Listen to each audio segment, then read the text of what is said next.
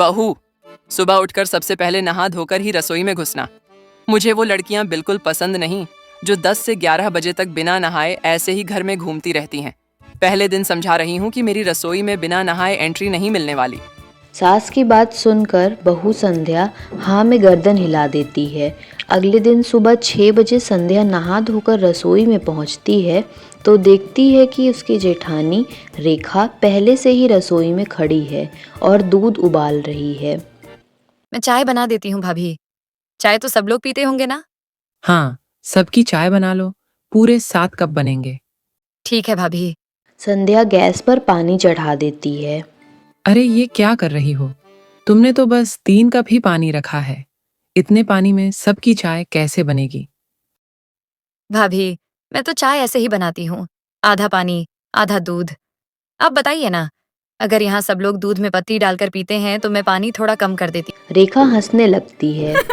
अरे भाई, दूध में पत्ती नहीं, हम लोग तो पानी में पत्ती डालकर पीते हैं। क्या मतलब?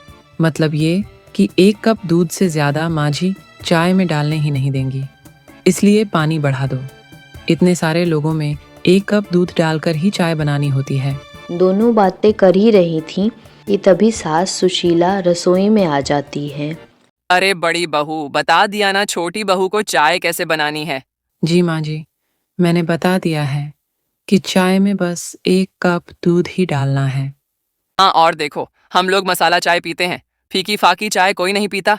फ्रिज से लौंग इलायची सब निकाल कर लाओ। संध्या जल्दी से लौंग इलायची सब निकाल कर रख देती है। सास अदरक का एक छोटा सा टुकड़ा काट कर देती है। देख बहू, इस अदरक को धोकर काट कर डाल देना और हरी इलायची मत भूलना।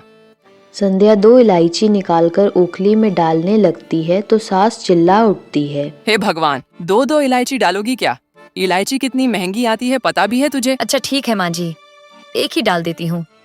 ला इधर दिखा, ये देख, आज इलायची का ये छिलका डाल दे और जो दाने बचे हैं ना वो शाम की चाय में डाल देना। किफायत से काम करोगी तभी घर चलेगा, समझी? जी माँ जी, आगे से ध्यान रखूंगी। इसके बाद खाना बनाने की बारी आती है। सास हिदायतें देने लगती है। देख बहू, सब्जी में 1 ढक्कन से ज्यादा तेल नहीं जाएगा।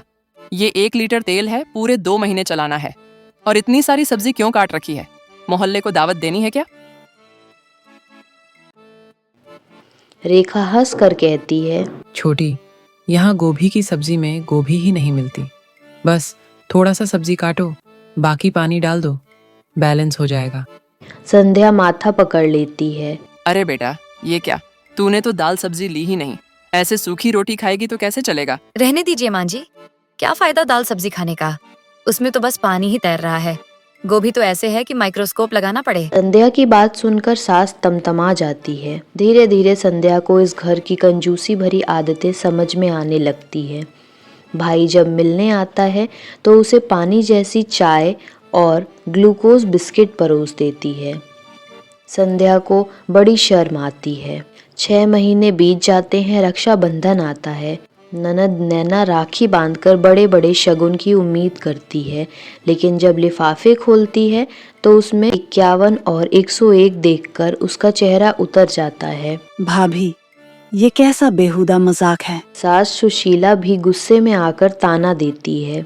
आज के जमाने में ऐसा कौन करता है? मेरी बेटी का अपमान कर दिया तुम दोनों ने। तभी संध्या कहती है, माँ जी, आपको याद है ना, जब मैं मायके शादी में जा रही थी तो आपने मेरे हाथ से 2100 वाला लिफाफा छीनकर उसमें 1 रुपया रखकर मुझे पकड़ा दिया था। आपने ही कहा था, जब इतने में काम चल सकता है तो ज्यादा क्यों खर्च करना। तो अब उसी उसूल पर हमने भी शगुन किया है। सास को अपनी ही बात याद आ जाती है और उसका चेहरा उतर जाता है।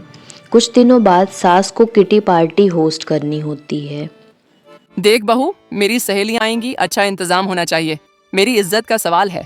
हम मिलकर सब संभाल लेंगे। हमारे घर की किटी पार्टी ऐसी होगी कि आने वाले 5 सालों तक लोग मिसाल देंगे। सास देखती है कि आधा लीटर कोल्ड ड्रिंक में पानी मिलाकर, 10 रुपए वाले चिप्स में नमकीन मिलाकर और 5-5 रुपए वाले समोसे से मेहमानों का स्वागत करने का प्लान बना है। हे भगवान, मेरी सहेलियों के सामने मुझे बदनाम कर दोगी तुम दोनों। माँ जी, आपने ही तो कहा था, जब थोड़े में काम चल सकता है तो ज्यादा खर्च क्यों करना। अब तो हम भी उसी रास्ते पर चल रहे हैं। माफ कर दो बेटा, तौबा, अब से कभी कंजूसी नहीं करूंगी। और इस तरह पूरे मोहल्ले में सास की कंजूसी की मिसाल बनने वाली थी, लेकिन बहुओं ने उसे आईना दिखाकर सुधार दिया।